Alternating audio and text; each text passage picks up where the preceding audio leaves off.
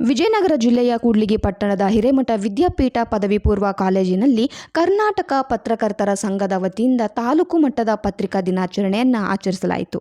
ಕಾರ್ಯಕ್ರಮದ ಅಂಗವಾಗಿ ಪಟ್ಟಣದಲ್ಲಿ ಸೇವೆ ಸಲ್ಲಿಸಿ ನಿವೃತ್ತರಾದ ಹಾಗೂ ಪ್ರಸ್ತುತ ಸೇವೆ ನಿರ್ವಹಿಸುತ್ತಿರುವ ಸ್ವಚ್ಛತಾ ಪೌರ ಕಾರ್ಮಿಕರನ್ನು ಸನ್ಮಾನಿಸಿ ಗೌರವಿಸಲಾಯಿತು.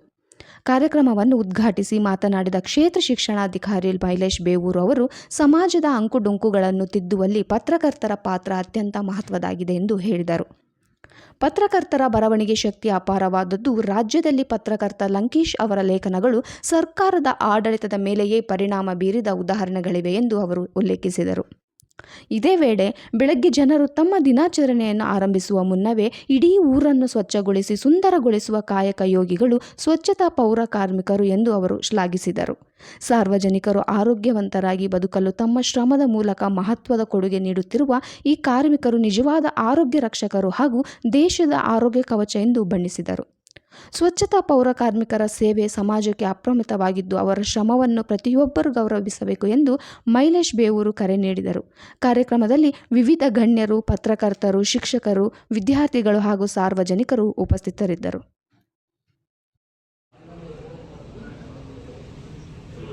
ಈ ಒಂದು ರಿಯಲ್ ವಾರಿಯರ್ಸ್ ಅವರಿಗೆ ತುಂಬ ಹೃದಯದ ಗೌರವ ಸಮರ್ಪಣೆಯನ್ನ ಅರ್ಪಿಸ್ತಾ ಇದ್ದೇವೆ.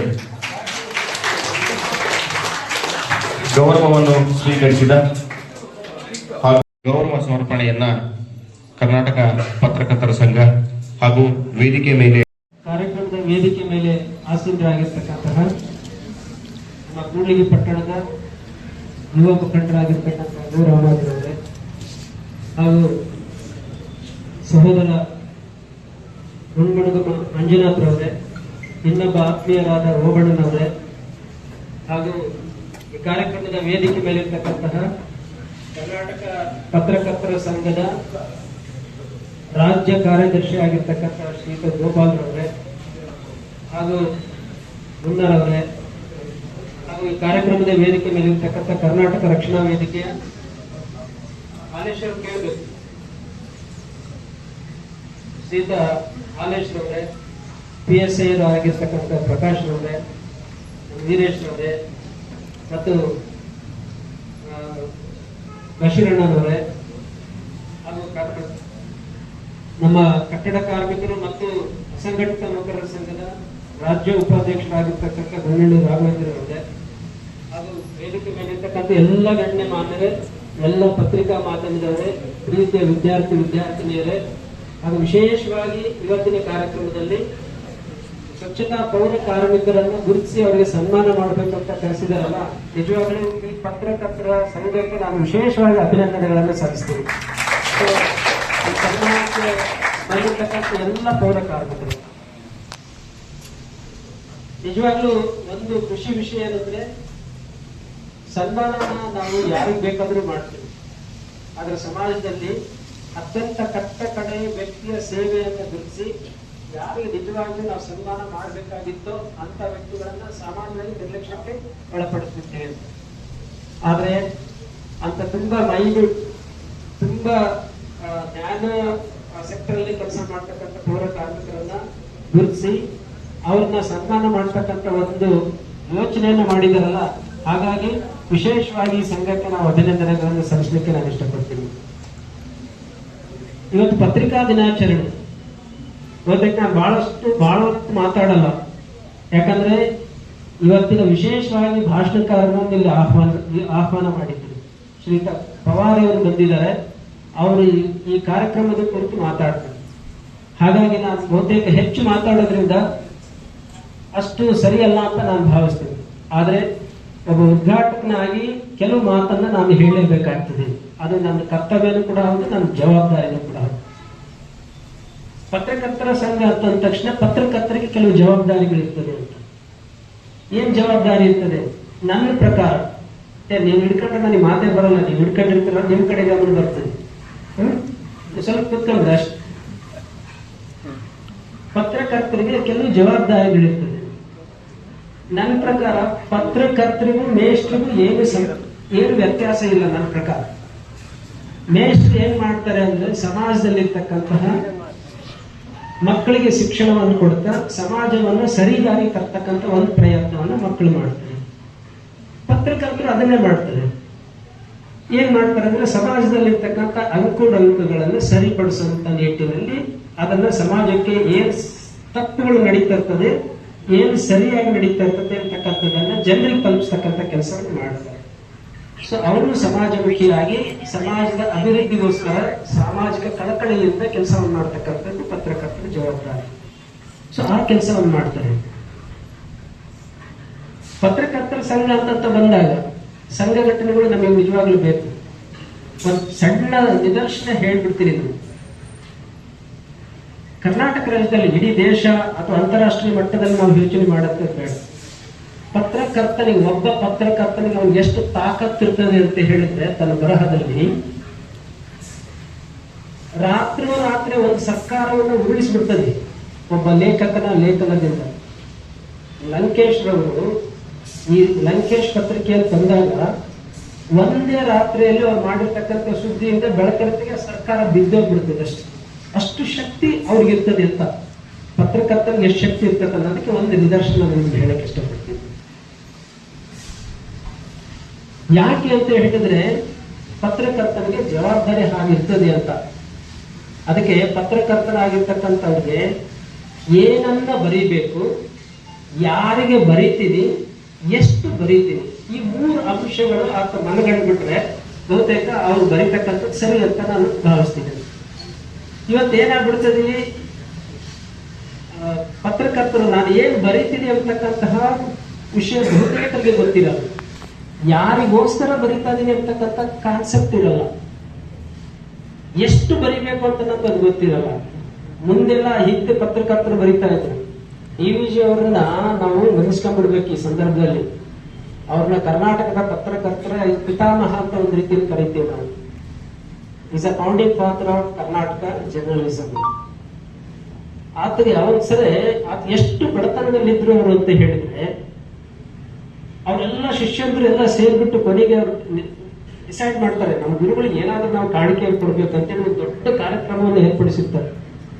ಆ ದೊಡ್ಡ ಕಾರ್ಯಕ್ರಮದಲ್ಲಿ ನಮ್ಮ ಗುರುಗಳು ಏನು ತಗೊಳ್ಳಲ್ಲ, ಅವ್ರಿಗೆ ಏನಾದ್ರೂ ನಾವು ಏನಾದ್ರು ಕೊಡ್ಬೇಕಲ್ಲ ಅಂತ ಹೇಳ್ಬಿಟ್ಟು ಒಂದಿಷ್ಟು ಹಣ ಸಂಗ್ರಹಿಸ್ಬಿಟ್ಟು ಒಂದು ಚೆಕ್ ಅನ್ನು ತಗೊಂಡು ಬಂದು ಕಾರ್ಯಕ್ರಮದಲ್ಲಿ ಅವ್ರಿಗೆ ಸನ್ಮಾನ ಏರ್ಪಡಿಸಿರ್ತಾರೆ.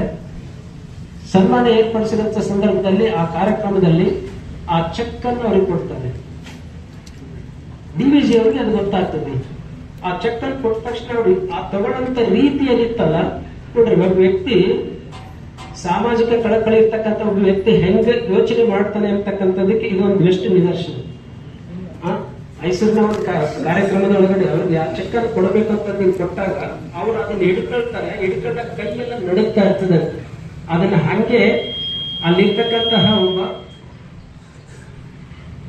ಅನಾಥಾಶ್ರಮಕ್ಕೆ ಇದು ನಾನು ತಗೊಳ್ತಕ್ಕಂಥದ್ದು ಯೋಗ್ಯ ಅಲ್ಲ, ನನ್ನ ಪತ್ರಕರ್ತನಾಗಿ ನನ್ನ ಸೇವೆಯನ್ನ ಸಮಾಜಕ್ಕೆ ಮಾಡಿದ್ದೀನಿ, ಒಬ್ಬ ಸಾಹಿತಿಯಾಗಿ ಈ ನಾಡಿಗೆ ಏನ್ ಕೊಡ್ಬೇಕಿದೆ ಅದನ್ನ ನಾನು ಕೊಟ್ಟಿದ್ದೀನಿ, ಅದಕ್ಕೆ ನನಗೆ ಇಷ್ಟೊಂದು ಹಣ ಕೊಡಂತ ಅಗತ್ಯತೆ ಇಲ್ಲ, ಆದ್ರಿಂದ ನಾನು ತುಂಬಾ ಗೌರವಯುತವಾಗಿ ಅವ್ರ ಹತ್ರ ತಗೊಂಡಿದ್ದೀನಿ, ಮತ್ತೆ ಅಷ್ಟೇ ಗೌರವಯುತವಾಗಿ ಇದನ್ನ ನಾನು ಒಂದು ಸಂಘಟನೆಗೆ ಕೊಡ್ತೀನಿ ಅಂತ ಹೇಳ್ಬಿಟ್ಟು ಅವ್ರಿಗೆ ಕೊಟ್ಬಿಡ್ತಾರೆ.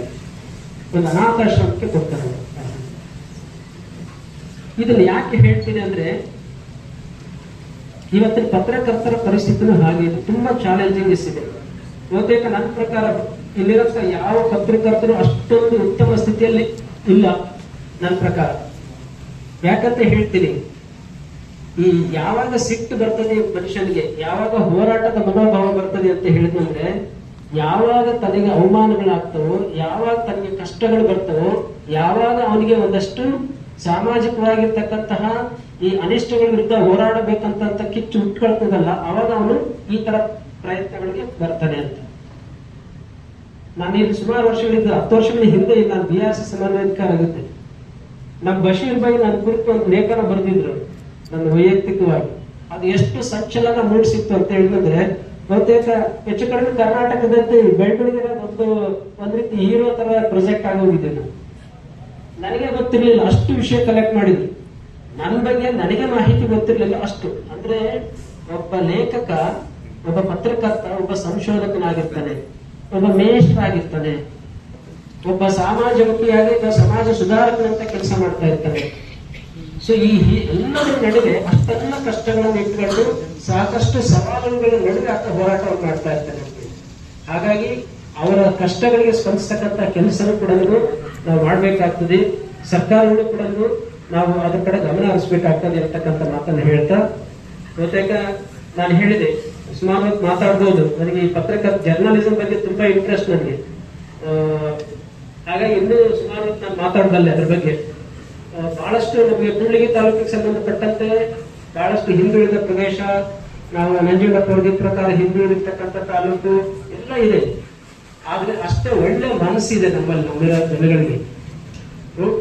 ಇಲ್ಲಿರ್ತಕ್ಕಂಥ ಎಲ್ಲ ಲೀಡರ್ಸ್ ಒಂದಷ್ಟು ಏನೋ ಸಮಾಜಮುಖಿಯ ಕೆಲಸ ಮಾಡ್ಬೇಕಿರ್ತಕ್ಕಂಥ ಮನೋಭಾವನೆ ಇದೆ. ಸೊ ಇಂಥ ಪರಿಸರದಲ್ಲಿರ್ತಕ್ಕಂಥ ನಾವುಗಳು, ನಮ್ಮ ಮಧ್ಯೆ ಇರ್ತಕ್ಕಂಥ ಎಲ್ಲ ಪತ್ರಕರ್ತರು ಏನು ನಮ್ಮ ಕೂಡ್ಲಿಗಿ ತಾಲೂಕಿನ ಪರವಾಗಿ ಸಾಕಷ್ಟು ಅಭಿವೃದ್ಧಿ ಪರವಾಗಿರ್ತಕ್ಕಂತಹ ವರದಿಗಳನ್ನು ಮಾಡ್ತಾ ಇದ್ದಾರೆ. ತುಂಬಾ ನಿಷ್ಪಕ್ಷಪಾತವಾಗಿರ್ತಕ್ಕಂಥ ವರದಿಯನ್ನು ಮಾಡ್ತಕ್ಕಂತಹ ಕರ್ನಾಟಕ ಪತ್ರಕರ್ತರ ಸಂಘದ ಕೆಲಸ ನಿಜವಾಗ್ಲೂ ತುಂಬಾ ಶ್ಲಾಘನೀಯವಾಗಿರ್ತಕ್ಕಂಥದ್ದು. ಖಂಡಿತ ನಾನು ವಿಶೇಷವಾಗಿ ಅವರಿಗೆ ನನ್ನ ಕಡೆಯಿಂದ ಅತ್ಯಂತ ಪ್ರೀತಿಯಿಂದ ಅಭಿನಂದನೆಗಳನ್ನು ಸಲ್ಲಿಸ್ತಾ ಈ ಕಾರ್ಯಕ್ರಮವನ್ನು ತುಂಬಾ ಪ್ರೀತಿಯಿಂದ ಉದ್ಘಾಟನೆಯನ್ನು ಮಾಡಿದ್ದೀನಿ ಅಂತ ಹೇಳ್ತಾ ನನ್ನ ಮಾತನ್ನು ಮುಗಿಸ್ತೀನಿ. ಎಲ್ಲರಿಗೂ ನಮಸ್ಕಾರ. ಎಲ್ಲರಿಗೂ ನನ್ನ ನಮಸ್ಕಾರಗಳು. ವೇದಿಕೆ ಮೇಲೆ ಆಸೀನರಾದ ಅವರಿವರನ್ನದ ಎಲ್ಲ ಗಣ್ಯಮಾನ್ಯರಿಗೂ ನನ್ನ ನಮಸ್ಕಾರಗಳು. ಹಾಗೂ ಮುಂದೆ ಆಸೀನರಾದಂಥ ಎಲ್ಲ ಪತ್ರಿಕಾ ಮಾಧ್ಯಮದವರು ಹಾಗೂ ವಿಶೇಷವಾಗಿ ಈ ಒಂದು ಕಾರ್ಯಕ್ರಮದಲ್ಲಿ ಪೌರ ಕಾರ್ಮಿಕರಿಗೆ ಸನ್ಮಾನಕ್ಕೆ ಬಂದಂತ ಎಲ್ಲ ಪೌರ ಕಾರ್ಮಿಕರಿಗೂ ಹಾಗೂ ನನ್ನ ವಿದ್ಯಾರ್ಥಿ ಮಿತ್ರರಿಗೂ ಎಲ್ಲರಿಗೂ ನನ್ನ ನಮಸ್ಕಾರಗಳು. ಈಗ ಇದು ನಮ್ದು 2ನೇ ಫಂಕ್ಷನ್. ಜ್ಞಾನಭಾರತಿ ಸ್ಕೂಲಲ್ಲಿ ಒಂದು ಪತ್ರಕರ್ತರದ್ದು ಒಂದು ಇದು ನಡೀತಾ, ಅಲ್ಲಿ ಒಂದು ಅಟೆಂಡ್ ಆಗಿ ನಾವು ಇಲ್ಲಿ ಬಂದಿದ್ದೀವಿ.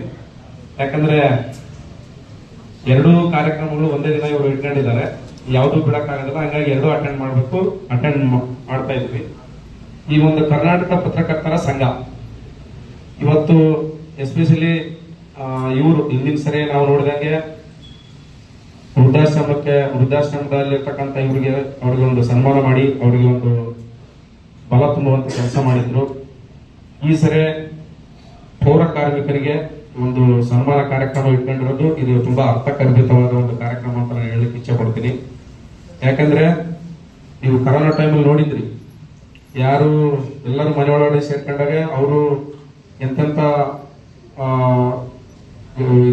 ಗಲೀಜು ಕ್ಲೀನ್ ಮಾಡೋದ್ರಿಂದ ಹಿಡ್ಕೊಂಡು ಎಲ್ಲ ಒಂದು ಆ ಕರೋನಾ ಟೈಮಲ್ಲಿ ಅವರೊಂದು ಕರೋನಾ ವಾರಿಯರ್ಸ್ ಆಗಿ ನಮ್ಮ ಜೊತೆಗೆ ತುಂಬಾನೇ ಕೆಲಸ ಮಾಡಿ ಈ ಒಂದು ಸಮಾಜವನ್ನು ಉಳಿಸುವಂತ ಒಂದು ಸ್ವಚ್ಛತೆಯನ್ನು ಇಡುವಂತ ಒಂದು ಕೆಲಸವನ್ನು ಮಾಡಿರ್ತಕ್ಕಂಥವ್ರಿಗೆ ಈ ದಿನ ಈ ಒಂದು ಸನ್ಮಾನ ಕಾರ್ಯಕ್ರಮ ಇಟ್ಕೊಂಡಿರೋದು ನನಗೆ ಬಹಳ ಒಂದು ಅರ್ಥಗರ್ಭಿತ ಮತ್ತು ತುಂಬಾ ಖುಷಿ ಆದಂತ ವಿಚಾರ ಅಂತ ಹೇಳಿ ನಾನು ಹೇಳಲಿಕ್ಕೆ ಇಷ್ಟಪಡ್ತೇನೆ. ಸಮಾಜದಲ್ಲಿ ಪತ್ರಕರ್ತರದ್ದು ಪಾತ್ರ ಈಗ ನಮ್ಮ ಬಸೀರ್ ಸಾಹೇಬರು ಬಹಳ ಚೆನ್ನಾಗಿ ಹೇಳಿದ್ರು. ಈಗ ನಮಗೆ ಒಬ್ಬ ಪೊಲೀಸ್ ಆಫೀಸರ್ಗೆ ಅಥವಾ ಯಾವುದೋ ಒಂದು ಗೌರ್ಮೆಂಟ್ ಸರ್ವೆಂಟ್ಗೆ ನಮ್ದೇ ಆದ ಒಂದು ಕಾನೂನಲ್ಲಿ ನಮಗೆ ಒಂದು ಪ್ರೊಟೆಕ್ಷನ್ ಇರುತ್ತೆ. ಈಗ ಅದೇ ನೀವು ಒಬ್ಬ ಪತ್ರಕರ್ತ ಯಾವುದೋ ಒಂದು ಏರಿಯಾದಲ್ಲಿ ಏನೋ ಒಂದು ಇಲ್ಲಿಗಲ್ ಆಕ್ಟಿವಿಟೀಸ್ ನಡೀತಾ ಇದೆ ಅಥವಾ ಏನೋ ಒಂದು ನಡೀತಿದೆ ಅಂತ ಹೇಳಿ ಅದನ್ನ ಒಂದು ವರದಿ ಮಾಡಲಿಕ್ಕೆ ಹೋದಾಗ ಅವ್ರಿಗೆ ಯಾವುದೇ ರೀತಿಯ ಒಂದು ಪ್ರೊಟೆಕ್ಷನ್ ಇರೋದಿಲ್ಲ. ಆ ಒಂದು ರಿಸ್ಕ್ ತಗೊಂಡು ಆ ಒಂದು ಥ್ರೆಟ್ ಅನ್ನು ತಗೊಂಡು ಆ ಒಂದು ವಿಚಾರವನ್ನು ಇದನ್ನ ಮಾಡಿ ಬಿತ್ತರಿಸಿ ಅದನ್ನ ಒಂದು ರೆಕಾರ್ಡ್ ಮಾಡಿ ಈ ಸಮಾಜಕ್ಕೆ ಏನ್ ನಡೀತಾ ಇದೆ ಅನ್ನೋದನ್ನ ಅವರು ಹೇಳ್ತಾ ಇರ್ತಾರೆ. ಆ ಟೈಮಲ್ಲಿ ಅವ್ರಿಗೆ ಆಗುವಂತ ಅಸಾಲ್ಟ್ ಇರ್ಬೋದು ಅಥವಾ ಥ್ರೆಟ್ ಇರ್ಬೋದು, ಅದಕ್ಕೆ ಅವ್ರಿಗೆ ಯಾವುದೋ ಒಂದು ಪ್ರೊಟೆಕ್ಷನ್ ಇರೋದಿಲ್ಲ. ಆ ಒಂದು ಎದೆಗುಂದದೆ ಆ ಒಂದು ಧೈರ್ಯದಿಂದ ಆ ಒಂದು ವಿಚಾರಗಳನ್ನ ಅವರು ಈ ಸಮಾಜಕ್ಕೆ ಬಿತ್ತರಿಸ್ತಾ ಇರ್ತಾರೆ. ಈಗ ನೀವು ಸಮಾಜದಲ್ಲಿ ನಮ್ದು ಯಾವುದೇ ನಮ್ದು ಬ್ಯೂರೋಕ್ರಸಿ ಸಿಸ್ಟಮ್ ಅಂದ್ರೆ ಎಕ್ಸಿಕ್ಯೂಟಿವ್ ಏನಿದೆಯಲ್ಲ ಕಾರ್ಯಾಂಗದ ಒಂದು ವಿಧಾನ, ನಾವು ಸರಿಯಾಗಿ ಒಂದು ಕೆಲಸ ಮಾಡಲಿದ್ದಾಗ ಅವ್ರು ಅದನ್ನ ಕಣ್ಣು ತೆರೆಸುವಂತ ಕೆಲಸವನ್ನು ತುಂಬಾ ಮಾಡ್ತಾರೆ.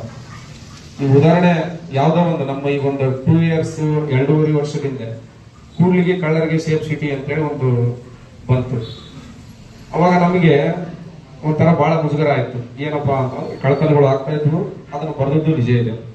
ಆಮೇಲೆ ನಾವು ಅದಕ್ಕ ಮುಂಜಾಗ್ರತಾ ಕ್ರಮ ಕೈಗೊಂಡು ಆದಂತ ಕಳ್ಳತನ ಪ್ರಕರಣಗಳನ್ನು ಮತ್ತು ಮಹಾರಾಷ್ಟ್ರವರೆಗೆ ಹೋಗಿ ಹಿಡ್ಕೊಂಡು ಬಂದು ರಿಕವರಿನೂ ಮಾಡಿದ್ವಿ ಮತ್ತೆ ಅದು ಇನ್ನೊಂದ್ಸರಿ ಆ ರೀತಿ ನಮ್ಮಲ್ಲಿ ಆ ರೀತಿ ಮನೆಗಳತನಗಳು ಆಗಲಾರ್ದಂಗೆ ನಾವು ಒಂದು ಕಟ್ಟುನಿಟ್ಟಿನ ರಾತ್ರಿ ಗಸ್ತುಗಳನ್ನೆಲ್ಲ ಮಾಡಿ, ಅಂದ್ರೆ ಉದಾಹರಣೆ ಹೇಳಿದ್ದು ಮಾಡಿ ಅದನ್ನ ನಾವು ಒಂದು ಕಂಟ್ರೋಲ್ ಮಾಡುವಂತ ಇದನ್ನ ನಾವು ಇದು ಮಾಡ್ತೀವಿ. ಅಂದ್ರೆ ಇದು ಈ ರೀತಿ ನಮಗೆ ಈ ರೀತಿ ಆಗ್ತಾ ಇದೆ ಅಂತ ಹೇಳ್ಬಿಟ್ಟು ಒಂದು ವಿಚಾರಗಳನ್ನ ಪತ್ರಿಕಾ ಮಾಧ್ಯಮದಲ್ಲಿ ಬಿತ್ತರಿಸಿದಾಗ ಅವಾಗ ಈ ಕೆಲಸ ಮಾಡುವಂತ ಸರ್ಕಾರದ ಎಕ್ಸಿಕ್ಯೂಟಿವ್ ಬ್ಯೂರೋಕ್ರಸಿಸ್ಟ್ಗಳು ಕರೆಕ್ಟ್ ಆಗಿ ಕೆಲಸ ಮಾಡಲಿಕ್ಕೆ ನೀವು ಸರಿಯಾದ ರೀತಿಯಲ್ಲಿ ಒಂದು ಪತ್ರಿಕೆಯಲ್ಲಿ ಅದನ್ನು ಬರೀಬೇಕು ಅಂತೇಳಿ ನನ್ನ ಕಡೆಯಿಂದ ಒಂದು ರಿಕ್ವೆಸ್ಟ್. ಒಳ್ಳೆ ಕೆಲಸ ಮಾಡಿದಾಗ ಅಪ್ರಿಶಿಯೇಟ್ ಮಾಡಬೇಕು. ಈಗ ಒಳ್ಳೆ ಕೆಲಸ ಮಾಡುವಂತ ಅಧಿಕಾರಿಗಳಿಗೆ ಅಥವಾ ಒಳ್ಳೆ ಕೆಲಸ ಮಾಡುವಂತ ರಾಜಕಾರಣಿಗಳಿಗೆ ಒಳ್ಳೆ ಕೆಲಸ ಮಾಡುವಂತ ಯಾವುದೇ ಒಬ್ಬ ವ್ಯಕ್ತಿಗೆ ಒಂದು ಅಪ್ರಿಶಿಯೇಟ್ ಮಾಡಿ ಬರೆದಾಗ ಅವರಿಗೆ ಇನ್ನಷ್ಟು ಜವಾಬ್ದಾರಿಗಳು ಹೆಚ್ಚಾಗ್ತವೆ. ತಪ್ಪು ಮಾಡಿ ಅಥವಾ ಯಾವುದೇ ರೀತಿ ತನ್ನ ವ್ಯಾಪ್ತಿ ಮೀರಿ ವರ್ತಿಸುವಂತ ಅಧಿಕಾರಿ ಇರ್ಬೋದು ಅಥವಾ ರಾಜಕಾರಣಿಗಳನ್ನ ನೀವು ಖಡಾಖಂಡಿತವಾಗಿ ಖಂಡಿಸಿ ಬರಿಬೇಕು ಅದರ ವಿರುದ್ಧ. ಅವಾಗ ಅವರಿಗೂ ಒಂದು ಸಮಾಜಕ್ಕೆ ಗೊತ್ತಾಗುತ್ತೆ ಅಂತ ಈ ಸಂದರ್ಭದಲ್ಲಿ ಹೇಳ್ತೀನಿ. ಈ ಸೋಷಿಯಲ್ ಮೀಡಿಯಾದಿಂದ ಇವತ್ತಿರೋ ವ್ಯಕ್ತಿ ಜೀರೋ ಇರೋ ವ್ಯಕ್ತಿ ನಾಳೆ ಹೀರೋ ಆಗಿ ಬದಲಾಗ್ತಾನೆ. ಅಷ್ಟೊಂದು ಎಫೆಕ್ಟಿವ್ ಇರ್ತಕ್ಕಂಥ ಏಕೈಕ ಮಾಧ್ಯಮ ಸೋಷಿಯಲ್ ಮೀಡಿಯಾಗಳು. ಇತ್ತೀಚೆಗೆಲ್ಲರೂ ನೀವು ಯೂಟ್ಯೂಬ್ ಈ ಸೋಷಿಯಲ್ ಮೀಡಿಯಾದಲ್ಲಿ ತುಂಬಾ ಜನ ಆಕ್ಟಿವ್ ಆಗಿ ನೋಡಿರ್ತೀರಿ. ಇವನ್ ಯಾರೋ ಕುರಿಕಾಯ ಹುಡುಗ ಒಳ್ಳೆ ಸೂಪರ್ ಆಗಿ ಸಾಂಗ್ ಹೇಳ್ತಾ ಇರ್ತಾನೆ, 8 ದಿವಸಕ್ಕೆ ಆಲ್ರೆಡಿ ಅವನ ಜಿ ಕನ್ನಡದಲ್ಲಿ ಒಳ್ಳೆ ಸಾಂಗ್ ಹೇಳಿ ಫುಲ್ ಹೀರೋ ಆಗಿ ಲಕ್ಷಾಂಗಟ್ಲೆ ಫಾಲೋವರ್ಸ್ ಕ್ರಿಯೇಟ್ ಆಗಿರ್ತಾರೆ. ಅದು ಯಾವ್ದ್ರಿಂದ ಆಗುತ್ತಂದ್ರೆ ಈ ಒಂದು ಸೋಷಿಯಲ್ ಮೀಡಿಯಾದಿಂದ. ಇವ್ರೇ ಅದನ್ನ ನಾವು ಬಿತ್ತರಿಸಲಿಲ್ಲಪ್ಪ ಅಂತಂದ್ರೆ, ಅದನ್ನೇ ಅವರು ತೋರಿಸಲಿಲ್ಲಪ್ಪ ಅಂದ್ರೆ ಅವನ ಪ್ರತಿಭೆ ಅಲ್ಲೇ ಸ್ಟಾಪ್ ಆಗಿ ಇದಾಗ್ತದೆ. ಹಾಗಾಗಿ ಈ ಒಂದು ಸೋಷಿಯಲ್ ಮೀಡಿಯಾ ಅಥವಾ ಇರ್ಬೋದು, ಪತ್ರಿಕಾ ಮಾಧ್ಯಮ ಇರ್ಬೋದು, ಒಳ್ಳೇದಕ್ಕೂ ಇದೆ ಮತ್ತು ಕೆಟ್ಟೋದಕ್ಕೂ ಇದೆ. ನೀವು ಯಾವುದು ಬರಿಬೇಕೋ ಅದನ್ನ ಬರೆದು ನಿಷ್ಪಕ್ಷಪಾತವಾಗಿ ಪ್ರಾಮಾಣಿಕರಾಗಿ ಒಂದು ನಮ್ಮ ಕೆಲಸಗಳನ್ನ ಮಾಡ್ರಿ ಅಂತ ಈ ಸಂದರ್ಭದಲ್ಲಿ ಹೇಳ್ತಾ ಇಲ್ಲಿಗೆ ನನಗೆ ಕರೆದು ಮಾತಾಡ್ಲಿಕ್ಕೆ ಅವಕಾಶ ಮಾಡಿಕೊಟ್ಟಂತ ತಮ್ಮೆಲ್ಲರಿಗೂ ವಂದಿಸುತ್ತೆ. ನನ್ನ 2 ಮಾತು ಮುಗಿಸ್ತೇನೆ. ಎಲ್ಲರಿಗೂ ನಮಸ್ಕಾರ. Thank you.